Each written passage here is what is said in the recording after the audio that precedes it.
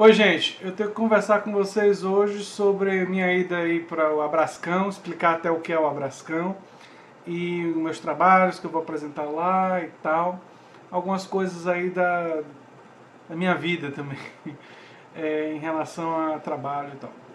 Bem, se você chegou agora, o canal Nova Máquina do Tempo, o canal que discute principalmente política, mas também ciência e filosofia. Eu tenho uma sessão de diálogos em que eu converso com grandes especialistas e toda sexta-feira no Filosofia Popular eu converso sobre filmes e séries e trago aspectos político-filosóficos desses filmes e séries. Eu sou André Teixeira Jacobino.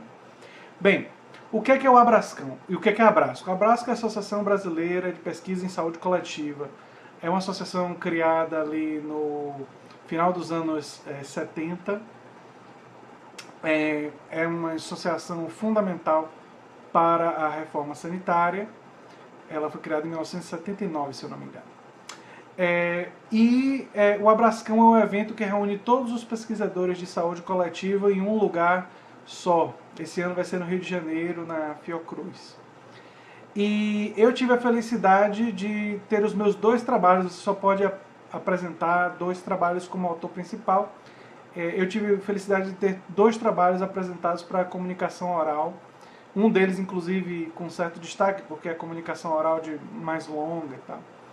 E foi uma alegria muito grande, então eu tenho que ir lá apresentar esses trabalhos. Eu que já estou indo ao Abrascão já há algum tempo. A primeira vez que eu fui no Abrascão foi no que aconteceu em Brasília, muito tempo atrás. Eu ainda era aluno de graduação de História, né? E depois eu fui no de Porto Alegre, no de Natal, no de Belo Horizonte, enfim. E tenho ido regularmente a esse evento, que é um evento que eu gosto bastante. É sempre um momento bom de ver outros pesquisadores da área de saúde coletiva e tal. Para quem não sabe, eu fiz História na graduação, meu mestrado foi na chamada História Social, mas eu fiz uma pesquisa de política.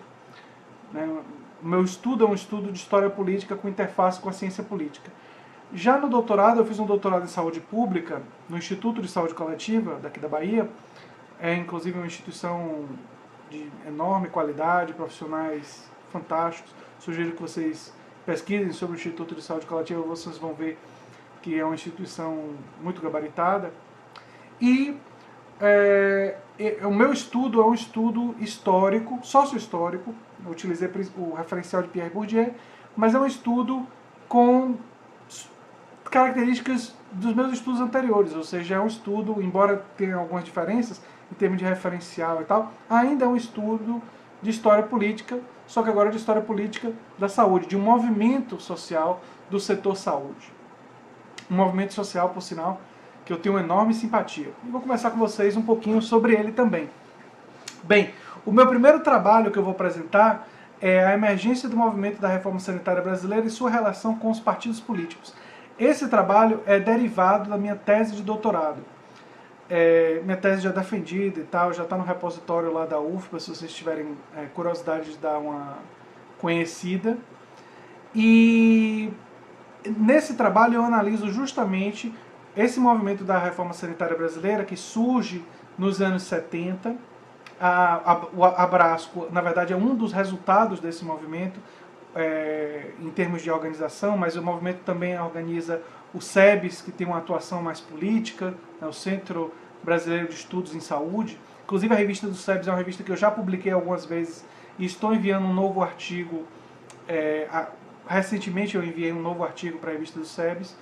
É uma revista, a Saúde em Debate, é uma revista, enfim, que eu não só foi fonte de pesquisa para mim, mas eu tenho uma admiração muito grande pela história da saúde em debate e tal. É uma coisa que demoraria muito tempo aqui para contar para vocês, mas enfim, é uma revista que eu tenho muita simpatia, digamos assim. E fico muito feliz que eles tenham já publicado meus trabalhos e agora estou tentando uma nova publicação. E o movimento da reforma sanitária, ele lutou, entre outras coisas, pelo SUS. Inclusive, costumeiramente, a gente diz, dentro da área, que o SUS foi o resultado parcial que foi possível.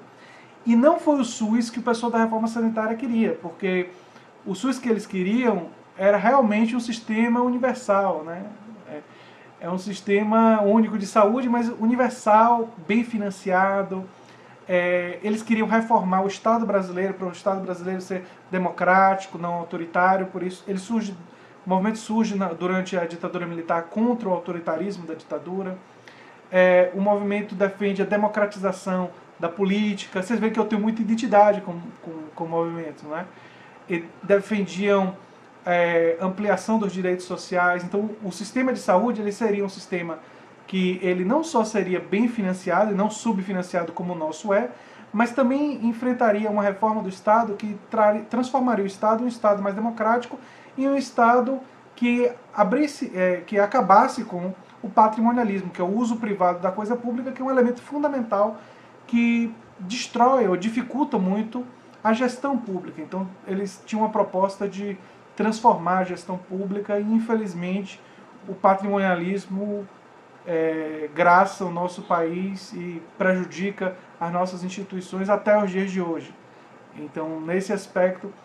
Mas não é dizer que eles foram totalmente derrotados. Pelo menos o SUS, eles conseguiram. O SUS tem seus méritos. Política de transplantes, atenção primária. O SUS, as campanhas do SUS e a atuação do SUS, por exemplo, com relação a cigarro, diminuiu muito o consumo. Enfim, tem uma série de coisas que o SUS fez para contribuir para a saúde dos brasileiros. E não faz mais porque é subfinanciado, porque a gestão é cheia de patrimonialismo, porque tem um monte de cargo indicado e todas essas coisas. Ou seja, o SUS poderia ser muito melhor se tivessem essas transformações. E reduzir o movimento da reforma sanitária ao SUS é um equívoco, porque o movimento da reforma sanitária queria a reforma de todo o Estado brasileiro. Uma revolução, digamos assim, na forma de ser do Estado brasileiro, enfim. E eu tenho muita identidade com esse movimento e vou apresentar esse trabalho analisando quais foram as contribuições dos partidos políticos, né? Aí um pequeno spoiler para quem for ler minha tese. A minha conclusão é que houve influência dos partidos, mas não foi direta. Ou seja, os militantes do movimento da reforma sanitária, eles também militaram em partidos políticos. E eles aprenderam muita coisa na militância do partido político e eles trouxeram esse saber, essa experiência para dentro do movimento da reforma sanitária. E trouxeram muitos outros saberes, digamos assim, para dentro do movimento da reforma sanitária.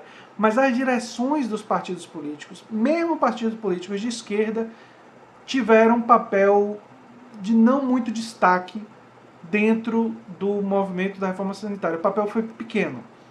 O papel grande do partido foi na formação de quadros que tinham dupla militância, atuavam tanto no movimento quanto no partido e trouxeram esse saber, usar uma expressão em inglês que eu só brincar um pouco, know-how, enfim, trouxeram suas experiências para dentro do movimento social e com isso nós podemos falar em uma influência dos partidos através dessa dimensão.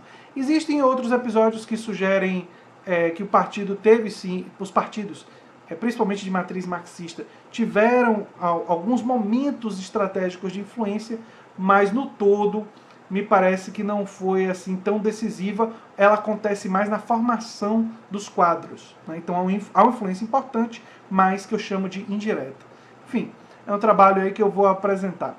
E o outro trabalho, eu acho que vocês vão achar interessante, é o aparente paradoxo da saúde nas eleições americanas de 2016 e caminhos para a luta por direitos sociais. Bem, esse trabalho é que eu analiso as eleições de 2016 e analiso a candidatura de Donald Trump, Hillary Clinton e Bernie Sanders. E vocês sabem que no meu canal eu já fiz vídeos sobre Bernie Sanders, tem um vídeo relativamente recente sobre Alexandria Ocasio-Cortez, que foi a progressista no estilo de Bernie Sanders, que ganhou no 14º Distrito de Nova York, de um dos mais poderosos congressistas do Partido Democrata, do setor corporativo do Partido Democrata, do qual Hillary Clinton faz parte. Que é o setor corporativo? É o setor do Partido Democrata que aceita grande quantidade de dinheiro das grandes corporações e que é completamente corrompido por esse dinheiro. Já Donald Trump representa o que eu chamo de protofascismo, né, pelo ultranacionalismo, xenofobia, as críticas excessivas aos imigrantes mexicanos, os muçulmanos, todos esses elementos xenofóbicos que ele conseguiu atrair uma determinada direita ultranacionalista para o seu apoio, né, para a sua defesa. Então eu faço essa análise, e por que aparente paradoxo? Porque os americanos elegeram, através do colégio eleitoral, Donald Trump. No entanto, hoje, a maioria dos americanos é favorável a um sistema universal de saúde, a proposta de Bernie Sanders. A maioria dos americanos são favoráveis ao aumento do salário mínimo, a proposta de Bernie Sanders. A maioria dos americanos são favoráveis a, enfim, um programa de educação superior gratuita, também defendido por Bernie Sanders. E não por acaso Bernie Sanders é disparado o político norte-americano mais popular. Aí vocês pensam assim, poxa, mas com tudo isso, por que ele não se elegeu presidente dos Estados Unidos? Bem, como eu explico no meu artigo que eu mandei para a revista Saúde em Debate, que é um desdobramento mais, digamos assim, completo dessa apresentação que eu vou fazer na Brasco, mas aí eu estou resumindo bastante, as primárias americanas rolou muita corrupção favorável a Hillary Clinton, mas muita mesmo. Sim, eu posso citar de cabeça alguns casos. Dona Brasile, que já tinha sido líder do DNC, inclusive admitiu essa corrupção, enfim. Mas ela foi demitida da CNN porque ela entregou perguntas para a campanha de Hillary Clinton. Quer dizer, a CNN ia fazer um debate, as perguntas tinham sido pré-gravadas e ela pegou as perguntas, né, e mandou por e-mail para o pessoal da campanha de Hillary Clinton, que eles aceitaram. E não por acaso, em algumas perguntas, Hillary Clinton estava com a resposta assim na ponta da língua, né? Bem ensaiada a resposta, porque ela já sabia o que ia ser perguntado, né? Corrupção.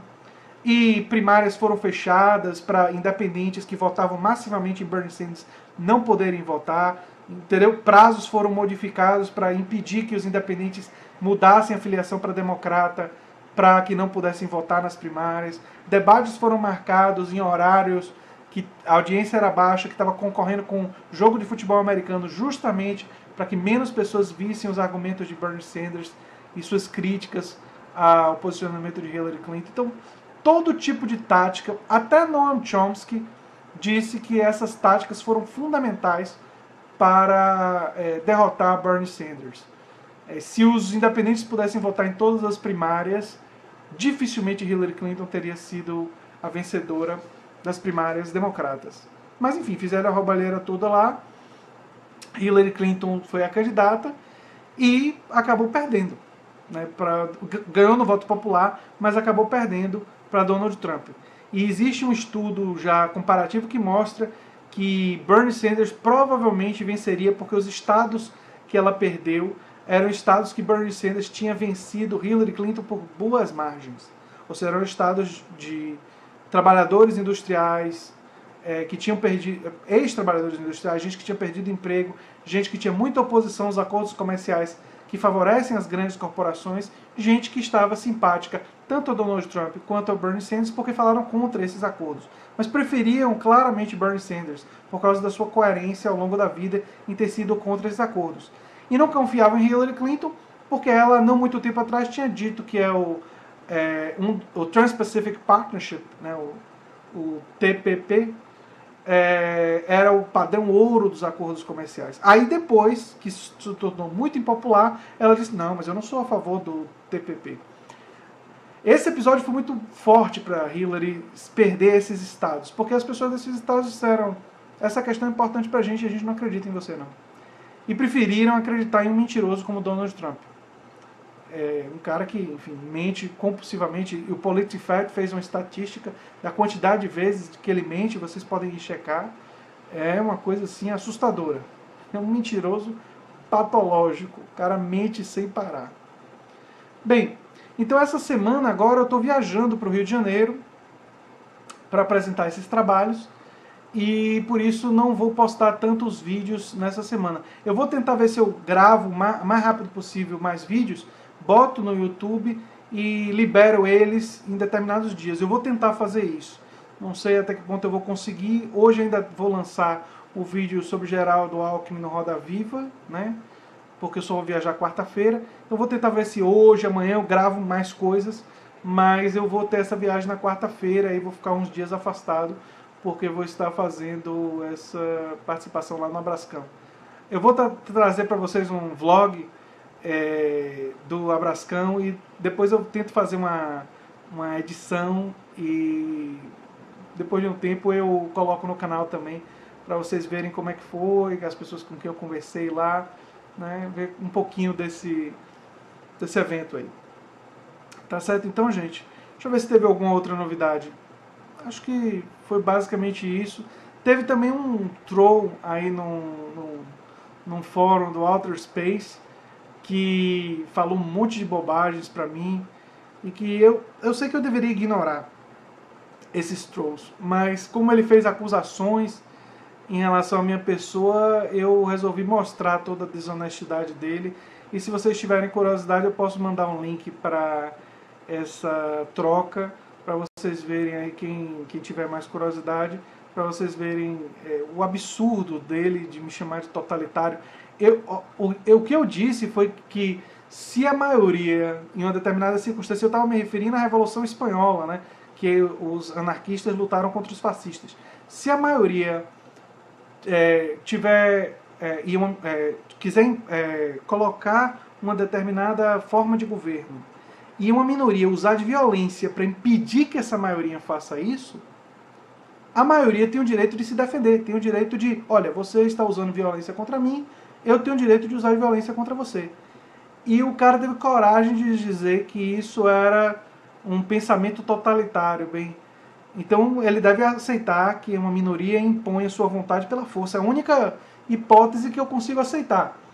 Porque o que estava passando pela cabeça dele eu não sei. A verdade é essa. Mas enfim, essa é uma questão menor. Então eu aguardo vocês aí nos próximos vídeos. E queria dar essa satisfação para vocês que essa semana eu vou viajar, mas ainda vão ter vídeos essa semana. Ainda vou fazer o vídeo do Alckmin e vou ver se eu faço mais coisas hoje. Tá certo então? Um abração, gente, e até a próxima. Se você gosta do que eu faço aqui, peço que você se inscreva, dê um like, compartilhe, espalhe para os 4 cantos, para amigos e conhecidos, via WhatsApp, Facebook, que é muito importante para mim. Um abração.